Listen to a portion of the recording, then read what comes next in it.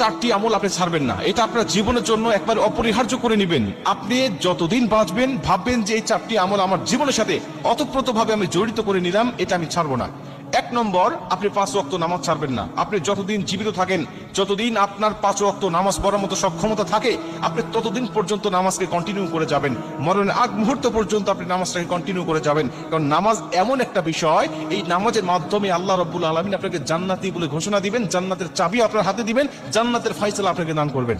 এবং নামাজ শুধু কিয়ামতের ময়দানে আপনাকে জান্নাতে ঢুকাবে তা নয়, বরং রবের সাথে একটা সম্পর্ক আপনাকে গাঢ় করে দিবে এই নামাজ।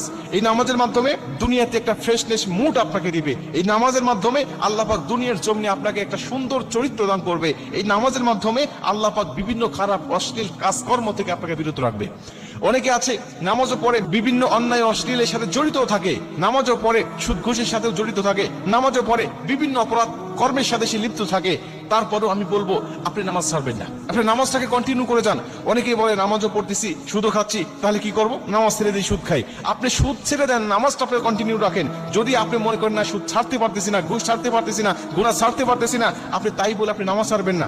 আপনি নামাজটাকে কন্টিনিউ করেন আর ওইগুলো ছেড়ে দেওয়ার চেষ্টা করেন। দেখবেন এক পর্যায়ে আপনার চেষ্টা যখন ভিতরে চলে আসবে, এই নামাজ আপনাকে সেই অপরাধ থেকে আপনাকে সম্পূর্ণ মুক্ত করে নিয়ে আসবে। কারণ আল্লাহ পাক বলছেন ইন্নাস সালাতা তানহা আনিল ফাহশাই ওয়াল মুনকার।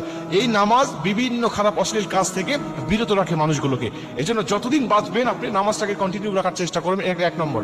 2 নম্বরে, যতদিন বাঁচবেন আপনি কুরআনুল কারীম তেলাওয়াত করবেন। প্রতিদিন রুটিন করে নেবেন, 1 ঘন্টা হলেও, আধা ঘন্টা হলেও আপনি কুরআনুল কারীমের তেলাওয়াত করবেন। কারণ রবের সাথে কথোপকথন হয় কুরআনুল কারীমের তেলাওয়াতের মাধ্যমে। আপনি যখন কুরআন তেলাওয়াত করবেন, রবের সাথে আপনার কথোপকথন হচ্ছে। রবের যে কথাগুলো এগুলো আপনি রিভাইজ করছেন, এগুলো আপনি তেলাওয়াত করছেন, এবং কুরআন তেলাওয়াত আপনার যত হবে ততই আল্লাহ রাব্বুল আলামিন আপনার উপরে সন্তুষ্ট হবে।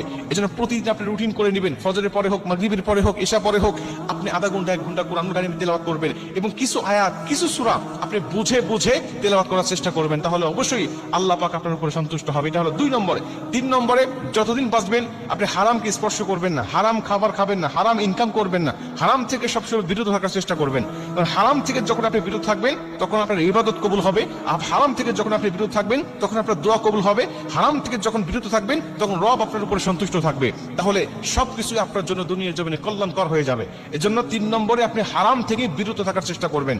এবং 4 নম্বরে সবচেয়ে গুরুত্বপূর্ণ বিষয়, সেটা হলো এই যে সবসময় সুন্দর আচরণ করবেন। মানুষের সাথে সবসময় সুন্দর আচরণ, সুন্দর ব্যবহার, এটা আপনার জীবনের জন্য অবধারিত করে নেন। আমি মানুষের সাথে খারাপ ব্যবহার করব না। ভাই, আপনি যখন মারা যাবেন আপনার সব কিছু চলে যাবে, দুনিয়াতে কিছুই থাকবে না, থাকবে শুধুমাত্র আপনার সুন্দর একটা আচরণ, সুন্দর একটা চরিত্র, নেক আমল। এই সুন্দর আচরণটা আপনি মানুষের মাঝে রেখে যাবেন। কখনো মানুষকে কষ্ট দিবেন না, মানুষের মনে আঘাত দিবেন না।